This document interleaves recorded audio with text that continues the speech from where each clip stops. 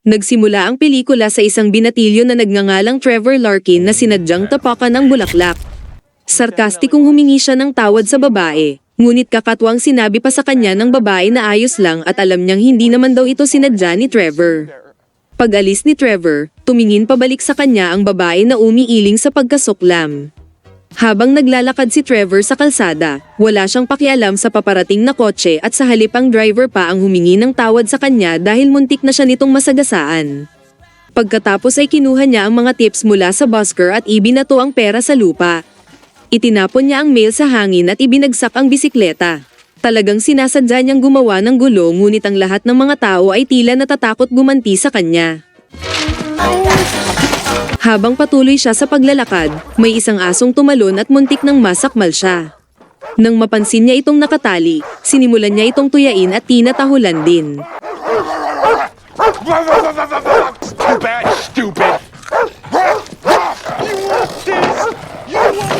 Pagdating niya sa Larkinville Academy, bakas ang takot at panginginig sa mukha ng guro nang makita siya sa bintana. Pinatunog niya ang alarm upang alertuhin lahat ng estudyante sa pagdating ni Trevor.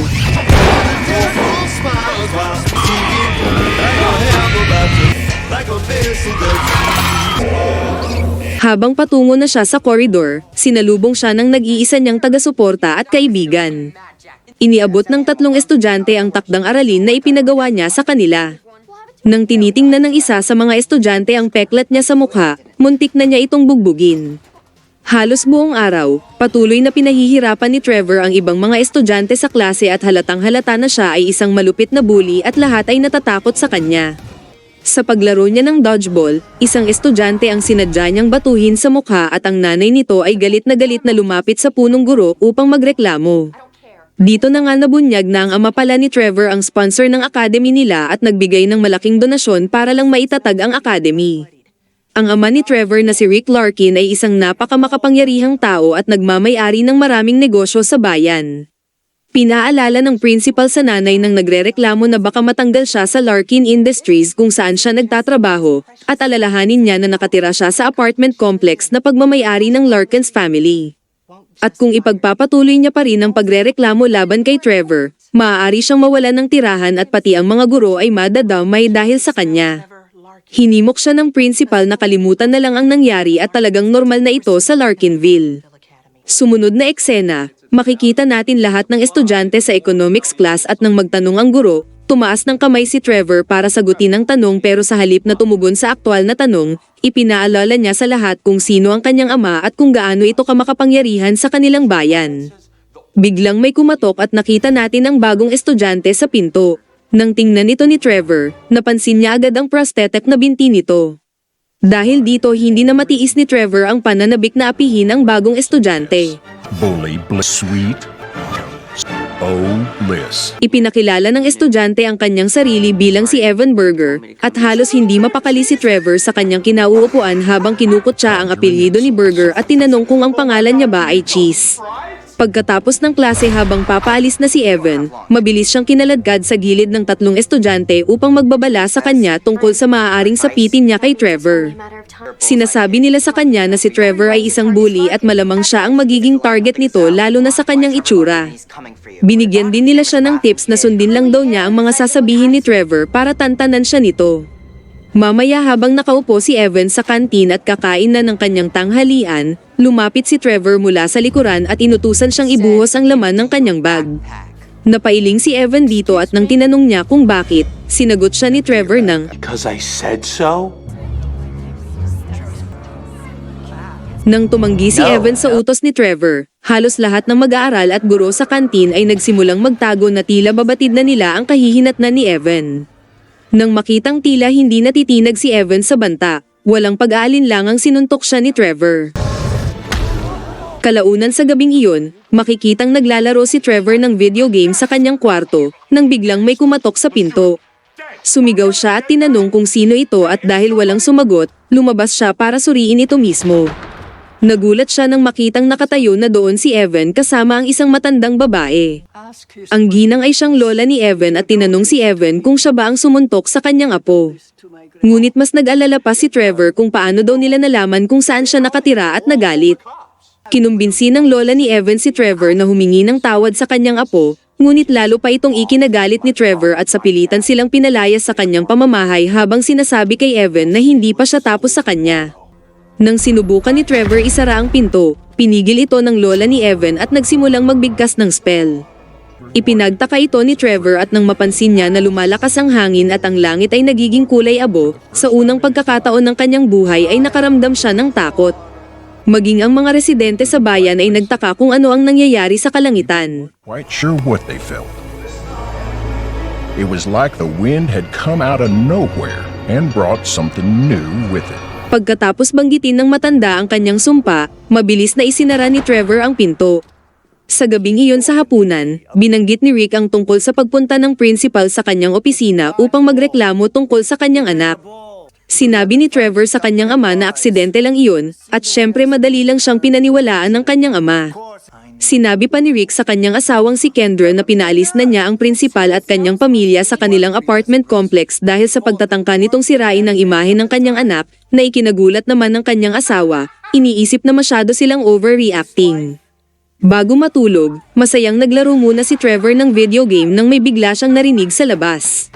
Tumingin siya sa labas ng kanyang bintana at napansin ang napakamadilim at kakaibang pakiramdam na atmosfera sa paligid. Kinaumagahan pagkagising niya, bumangon siya ng normal at humarap sa salamin. Sa kanyang pagkatakot, napansin niya ang pagbabago ng kanyang itsura na isang munting bata. Nagpanik si Trevor sa kung anong nangyayari sa kanya at mabilis na umalis ng bahay nang hindi na nagpaalam sa kanyang pamilya. Habang tumatakbo sa bayan na hindi sigurado kung ano ang gagawin, aksidente niya muling natapakan ng mga bulaklak ngunit sa pagkakataong ito, sinunggaban na siya ng ginang. Tumingin ng mausisa ang ginang sa kanyang mukha at napansing siya nga si Trevor. Gayunpaman sa pagkakataong ito, wala nang kakayahang mag-angas si Trevor dahil sa maliit niyang pangangatawan. Humingi siya ng tawad at sinubukang umalis ngunit sinabi ng ginang sa kanya na matagal niya nang hinihintay ang araw na ito upang turuan siya ng leksyon. Mabilis na tumakbo si Trevor habang sumisigaw ng tulong. Sinundan siya ng ginang at sinabi sa lahat ng iba pang tao sa bayan kung sino talaga siya. Tila lahat sila ay gustong maghiganti kay Trevor kaya sinimulan din nila siyang habulin. Natakasan sila ni Trevor at pansamantala muna siyang nagpahinga malapit sa isang bakod, nang biglang mapansin siya ng aso at kinagat siya sa binti. Kahit papaano ay nakawala siya at nakarating sa paaralan. Pagdating niya doon, desperadong tinatanong niya sa bawat estudyante kung nakita ba nila si Evan Berger. Nang mabangga niya ang estudyante na binato niya ng bola noon, nakilala niya si Trevor at sinisi siya sa pagpapaalis sa kanyang pamilya sa apartment complex. Siya at lahat ng iba pang estudyante na binuli ni Trevor sa loob ng maraming taon ay sinimulang tambangan si Trevor, at nang makorner na nila siya sa pader upang turuan ng leksyon, biglang pumagitna si Evan at pinaatras ang lahat. Sinabi ni Evan sa lahat ng estudyante na pabayaan na si Trevor, at kung maghihiganti sila sa kanya, wala din silang pinagkaiba kay Trevor. Pagkatapos dinala ni Evan si Trevor sa kanyang lola. Labis ang paghingi niya ng tawad kay Evan at nangako na hinding-hindi niya nabubulihin ang sinuman at nagmakaawa na ibalik na siya sa pagiging normal. Nagbigay ng huling babala ang lola ni Evan sa kanya na sinasabing, ang ayaw mong gawin sa'yo, huwag mong gawin sa iba, at matuto kang rumispeto sa iyong kapwa. Tumugon si Trevor na lubos niya itong naiintindihan at nangakong hinding-hindi na muling mambubuli ng sinuman. Bumulong naman ang lola na nagsasabing talagang hindi muna ito magagawa pa. Pagkatapos makikita muli natin ang lola na sumasambit lang ng spell upang bawiin ang sumpang inilagay niya kay Trevor. Sinabi na bukas ng umaga, babalik na siya sa pagiging normal. Nang gabing iyon, pumunta na si Trevor sa kama at hindi na makapaghintay para sa umaga.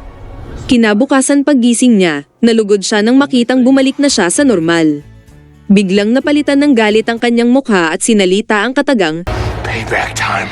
nagmadali siyang umalis ng kanyang bahay ngunit hindi niya napansin na ang kanilang bahay ay ibinibenta na. Walang pakialam niyang tinapakan ang mga bulaklak habang tinatahak ang daan patungo sa paaralan. Ngunit may isang pamilyar na tinig ang tumawag sa kanya at nagtanong kung bakit niya ginawa yon.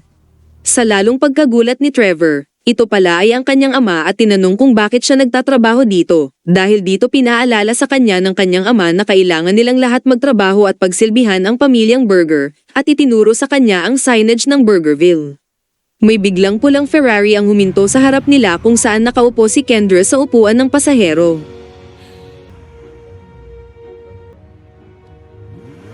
Inabutan ni Rick ng isang pares ng guwantes si Trevor para tulungan siya sa mga bulaklak, at maririnig na lang natin ang sigaw ni Trevor dahil hindi siya lubos makapaniwala sa nangyayari.